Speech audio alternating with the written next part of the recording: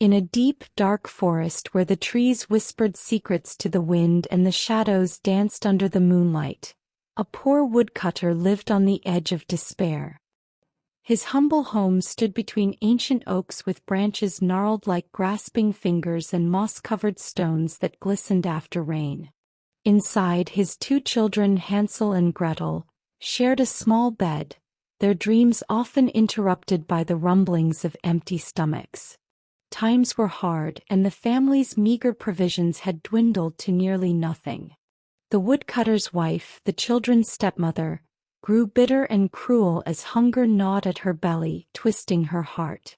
One cold night, as the children huddled together for warmth, they overheard their stepmother's sharp, cutting voice. "Husband, we have no choice," she hissed. "There is not enough food for all of us. If we leave the children in the forest, they will not find their way back. It is the only way we can survive." The woodcutter protested, his voice breaking with sorrow. "How can I abandon my own children?" he pleaded. But his wife was relentless, her words like iron striking stone. "If we do not act, we will all starve," she said. Her resolve was cold and unyielding. Hansel, ever clever and alert, whispered to Gretel as they lay in the dark. "Do not worry, dear sister. I will think of something." And as the household finally fell silent, Hansel crept out into the moonlit yard. The pale light revealed a scattering of smooth white pebbles, glinting like tiny stars fallen to earth. He filled his pockets with as many as they could hold and slipped back inside, his heart heavy but determined. At dawn, their stepmother's voice rang out with feigned cheer. "Wake up, children. We are going to gather wood today." She handed them each a crust of bread, barely enough to stave off their hunger. Hansel and Gretel exchanged uneasy glances but obeyed. The stepmother led them deep into the forest, where the trees grew so close together that the sunlight barely touched the ground. As they walked, Hansel lingered at the back, letting the pebbles fall one by one, creating a shimmering trail behind them.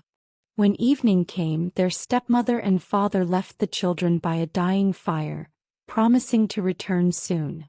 Hansel and Gretel waited, but as the hours passed, it became clear they were alone. Gretel began to cry softly, but Hansel took her hand. "Do not be afraid," he said. "The moon will guide us." Sure enough, when the moon rose, its silvery light revealed the trail of pebbles. The children followed it through the dark forest, their fear subsiding with each step. By dawn they reached their father's cottage. The woodcutter embraced them, tears streaming down his face. But their stepmother's face twisted in fury, and her lips curled into a scowl. Her plan had failed, and she would not let it fail again. Days later, hunger gripped the household once more. The stepmother's voice, sharp as a blade, cut through the night. "We must try again. This time we will go even deeper into the forest." The woodcutter's protests were weaker now, his spirit worn thin by despair. Hansel, overhearing once more, tried to gather pebbles again, but this time the door was locked. Instead, he crumbled his small piece of bread into crumbs and tucked them into his pocket. As the family ventured even farther into the forest the next morning, Hansel dropped the crumbs behind him, hoping to mark their way home. But when night fell and the children tried to retrace their steps, the trail was gone. The birds of the forest, hungry like everyone else, had eaten every crumb. Lost and weary, Hansel and Gretel wandered through the dark forest for 3 days, their bellies empty and their hope dwindling. They clung to each other for comfort as the trees loomed like silent giants around them. On the morning of the 4th day, as the sun pierced through the dense canopy, they stumbled upon a sight so wondrous it seemed like a dream. A house made entirely of gingerbread, sugar, and candy.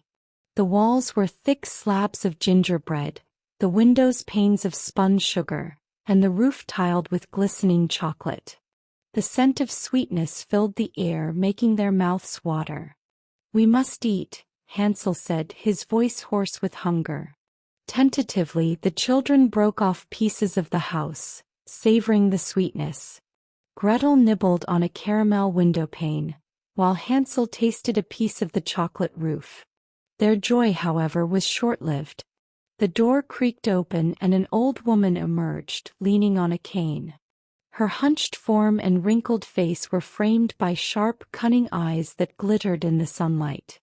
"Come in, my dears," she crooned, her voice syrupy and inviting. "You must be starving. There is plenty more inside." Though wary, the children's hunger outweighed their caution. Inside, the house was warm and inviting, filled with the scent of roasted meat and fresh bread. The old woman set a lavish feast before them, and for the first time in days Hansel and Gretel ate their fill. Exhausted, they fell asleep in soft, warm beds. When they awoke, it was to the sound of the old woman's cruel laughter. She was not a kind hostess but a wicked witch who lured children to her home to fatten and devour them. She dragged Hansel to a cage and locked him inside. "You boy will make a fine meal," she cackled. "And you," she said, pointing her gnarled finger at Gretel, "will cook and clean until the day I feast on him." Terrified, Gretel obeyed, but her clever mind worked tirelessly. Each day the witch demanded Gretel feed Hansel more to fatten him up. But Hansel held out a thin bone instead of his finger when the witch checked his progress. "Still too thin," she muttered, growing impatient. At last her patience snapped. "Heat the oven, girl," she barked. "Today I shall feast." Gretel, trembling, approached the oven. "I don't know how to check if it's hot enough," she said, her voice quivering. "Will you show me?" The witch sneered. "Foolish child. Watch closely." She leaned into the oven and with all her strength, Gretel pushed her in and slammed the door.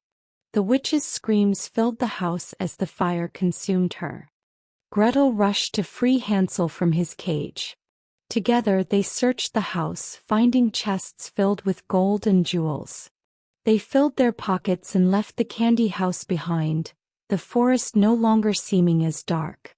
After days of wandering, they emerged from the forest and saw the familiar outline of their father's cottage.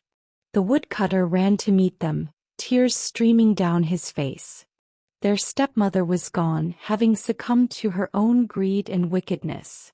The family embraced, and with the riches they had taken from the witch, they never went hungry again. And so Hansel and Gretel lived happily ever after, their bond stronger than ever after their harrowing adventure in the heart of the dark forest.